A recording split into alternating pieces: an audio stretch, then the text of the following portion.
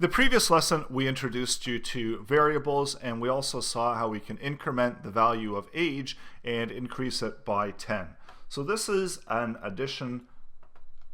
This video is brought to you by EpiPies Academy. Operator, basically the plus sign there allows us to add value to our variable. What I'm going to do is I'm going to just get rid of some of this here, and I'm also going to show you different ways to perform arithmetic computations within JavaScript. And we're going to work with age again. So if we want to increment age by 1, we could do age equals age plus 1. And there's also a short format to increment it. So if we want to increase a value by just 1, we could increment it with the plus plus.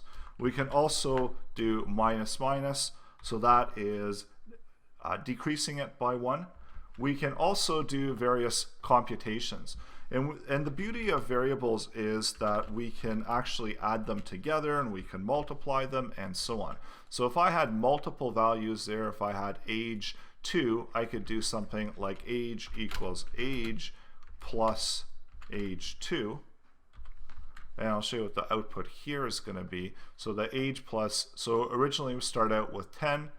So age equals age plus 10. So it goes up to, I could actually console log all of these out so we can see that it's actually changing, making some updates to what the value of age is going to be. So just look over here on the right hand side where we've got our console and we've got 10. First it starts out at 10, the value of age, which is there. Then it adds in another 10, giving us a value of 20. Then it increments age by 1 over here. So this is just incrementing it by 1. This is decreasing it by 1. And then age equals age plus age 2. So age starts out at 20. So this is the value of age over here at 20. And then it goes to age 2, which holds a value of 5. And it ends up being a value of 25. Now there's quite a bit more we can do with those values. So I'll just show you out into the console where we can do age minus 20, and that will give us a value of 5. We can also do age times 4, so that will give us 100. We can do age divided by 5, so that would give us 4.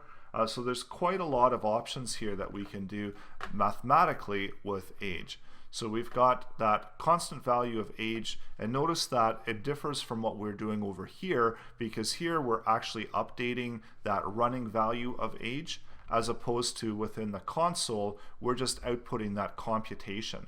So over here age has a value of 25. Once we subtract 20 on the next line, we end up with 5.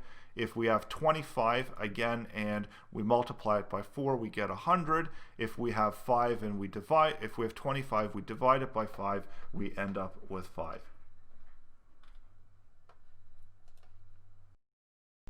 And then there's also short formats for age. So if we've got age and we want to add a value, so we could change age equals age plus 10, and we can change that to a short form where we've got age equals age plus 10. So this will do the same thing.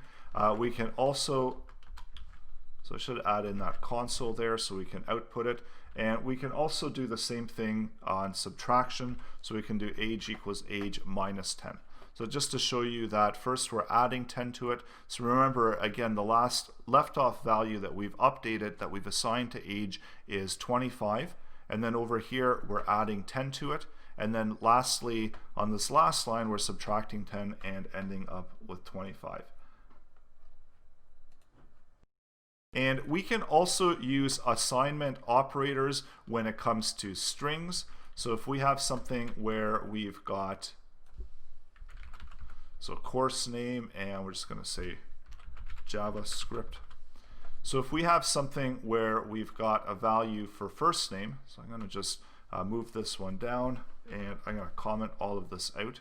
So it's not interfering with what we're looking at now. So let's look at strings briefly and see what we can do with strings. So we have our value of first name contains Lawrence, And if we wanted to add another string value to it within that same format as we did when we were adding our mathematical computations, we can output it and add in course name to it as well. So now if we output the value of first name, you're going to see that the value of first name now contains both those strings because we've actually added them together. So this is another way that we can work with various values and so on. And you're probably also wondering, well, what if I had a value of 5 and I had a string value of 5, but I try to add it to a numeric value of 5?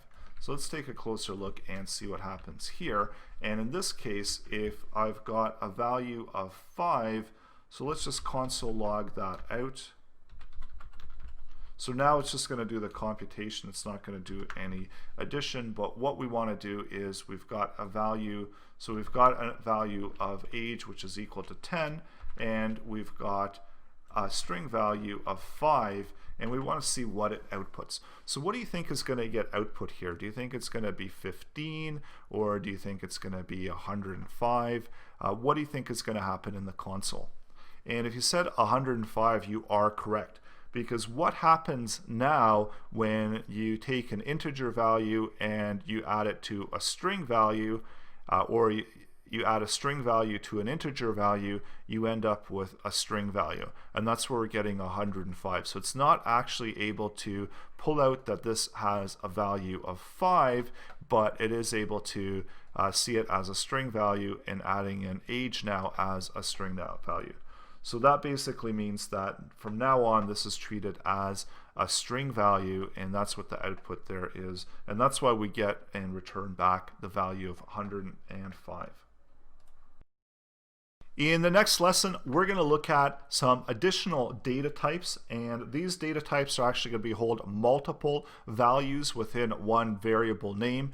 So as we've been working with now, up until this point, we've only been holding that one value within the name of the variable, but we do have the ability to hold multiple values within variable names. So those are called arrays and objects.